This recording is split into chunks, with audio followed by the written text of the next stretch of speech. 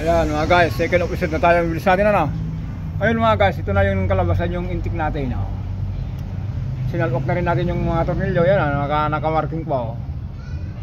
Yan. Susunod natin yung ano mga guys, yung ito. Nilinis natin para nakakaya naman doon sa. Kasi kanina habang naglilinis tayo, kinukot-kot. Sabi ko bawasan lang natin. Ayun mga guys, di ba? Taran.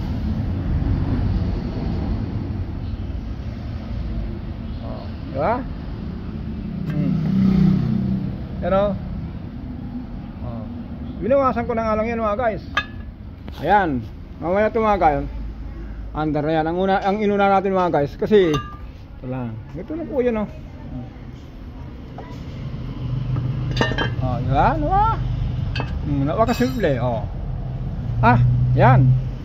Mamaya po niyan, ganun ginawa mga guys. Yung mga ano po, yung mga gustong mag DIY, ganun lang po. Unahin nyo muna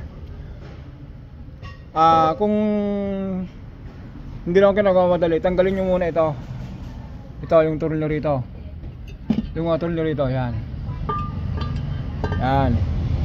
yung mga tornilyo po dyan, tanggalin nyo muna yan. Pagkatapos matanggal ito, isusunod nyo na po yung ito, para hindi kayo mahirapan magdukot-dukot pa dito sa ilalim. Ganun lang po. Pero mamaya mag-under na tayo nito. Yan, bago natin pandarin mga guys, syempre kalagay muna natin to. Sabi ko kasi mamaya wonder na, syempre lagay muna natin to.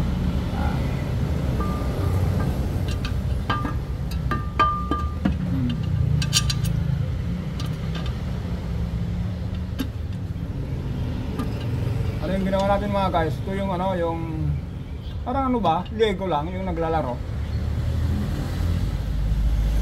Kasi mga guys, kung sabihin natin na mahirap to, pwede din sabihin mo mahal din yung labor nito. Kung sabihin natin mahirap, sabihin lang natin simple, parang yung Lego.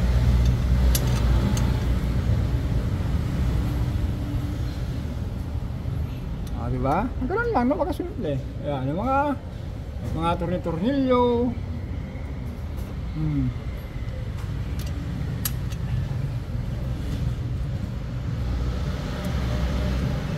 Diba?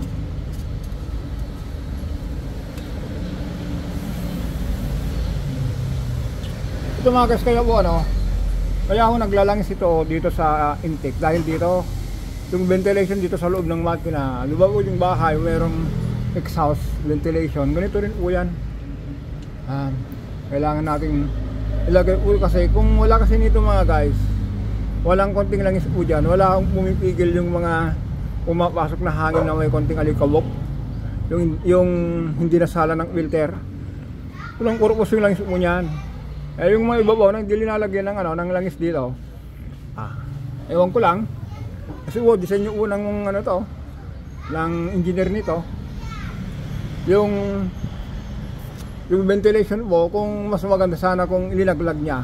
Hindi, ang ginawa niya po, pinasok niya rito kasi ang kurupos niya mga guys, yung konting langis dito na na sumasama, eksakto na kasi yung mga guys dito, bago pumasok yung hangin dito.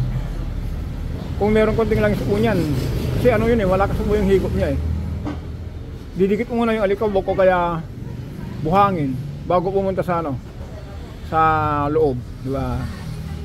Comment na lang mga guys kung tama ba yung nagsasabi natin, tama o mali.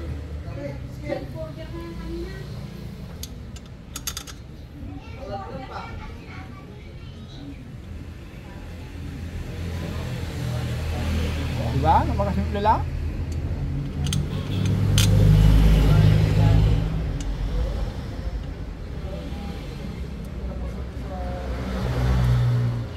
Diba? Ganun lang mga guys, hindi yung kasi po baka kung anong pinagkakalas-kalas natin dyan, lalo kayong malilito. Ganito lang po, kung paano ko kinabit nito, ganito rin magkalas. Pagbabalik na lang tayo pag na po to, pag-assemble na.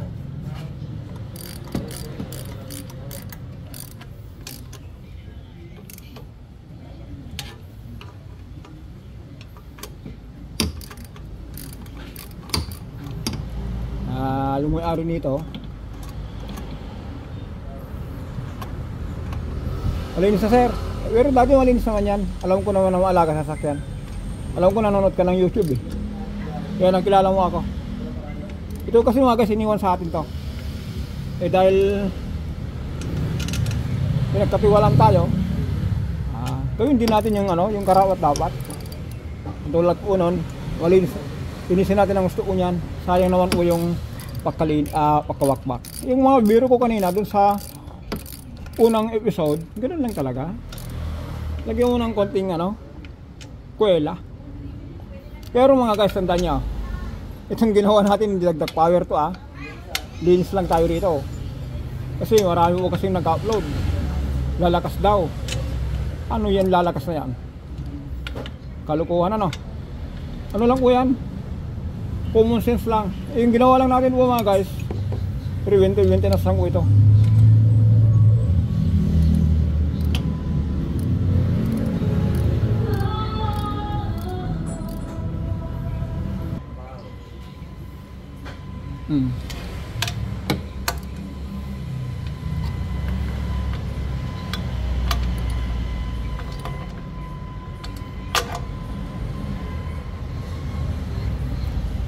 Ganun lang mga guys. O diba dito na tayo? Alam mo kasi hindi.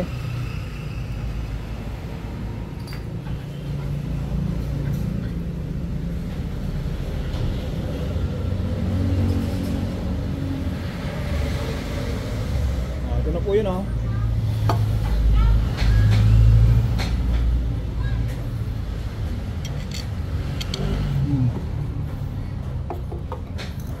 Diba? Parang yan. Yan sir, malinis na po Yung kanina, yung sabi ko, biro-biro lang yun. Kaya naman. Nag-video pa tayo kung gano'n nga ang gagawin natin. O, diba?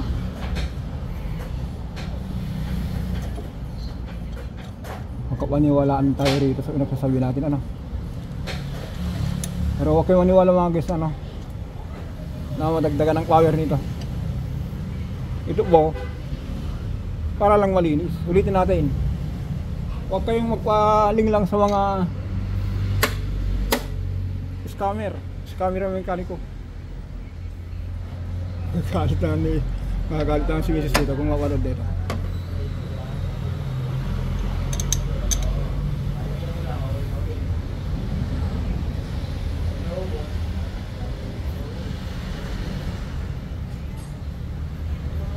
Diba? Tapos na yan. Susunod mo yun, yung ano na, yung kolekta ng AGR, tapos yung andito.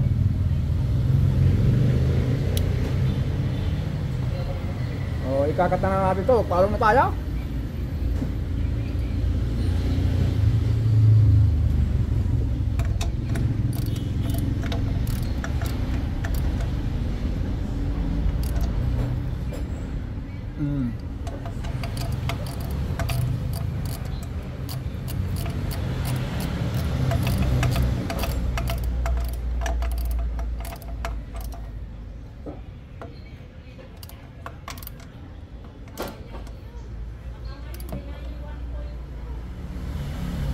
Diba? Meron lang tayo. Huwag lang pahirapin yung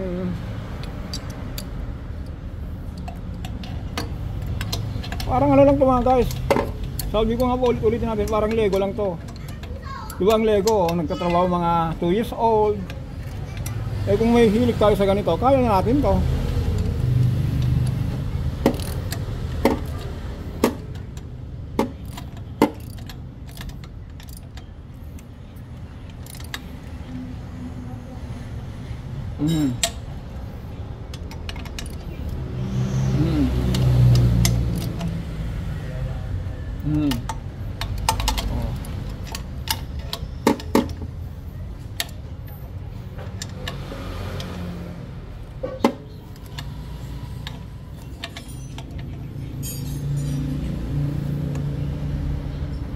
Diba?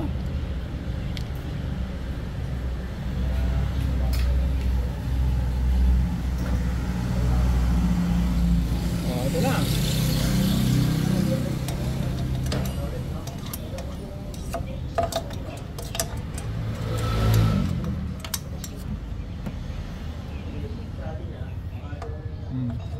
Ano lang naman yan, sabi ko nga po, parang ano lang to, parang Lego.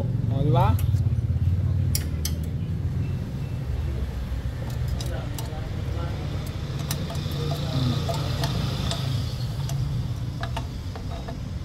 Gis dito. Yan, gis din doon sa dulo. Tapos ito, isaksak ko na lang yung hose. O, di ba? Kunin natin yung gis. Ayusin natin para kitang-kita. Yun. Oh, meron gis dito mga guys.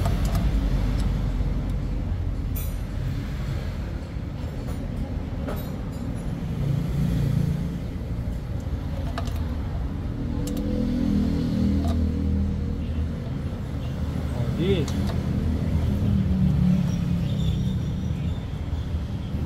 Meron ding gis dito.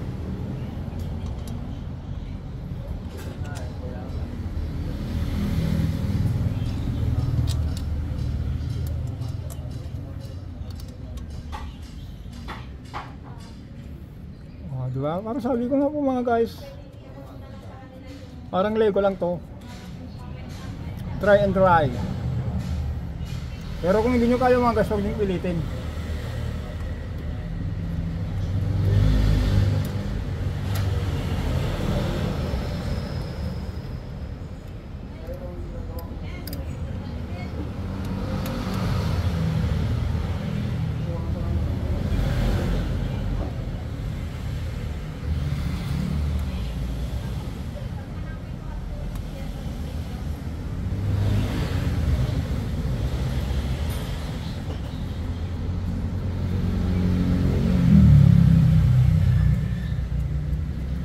Diba? Tapos yung dito sa likod ng hose, saksak na natin. Mayos dito yung likod mga guys ha.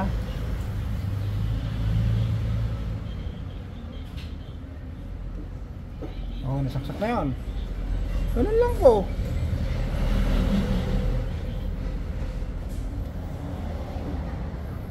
Oh, paalam na tayo mga guys. Ganun lang po. Tapos mag-check oil na tayo rito. Balikan na natin yung ginawa natin. Yun na lang yung air cleaner, yun ang kulang. Wag na tayong chest oil kasi meron pa tayong rito mga guys. Mag chest oil pa tayo. Ganun lang po, pinakita lang natin dyan yung first and second. Yung una kung paano maglinis, hindi ko na pinakita kung paano magtanggal. Pinakita ko na lang din mga guys kung paano nakukut nito. O ngayon, nasambol na tayo. Nasambol na natin ito. Magpaalong na tayo. Don't forget to subscribe, like and share. Maraming salamat.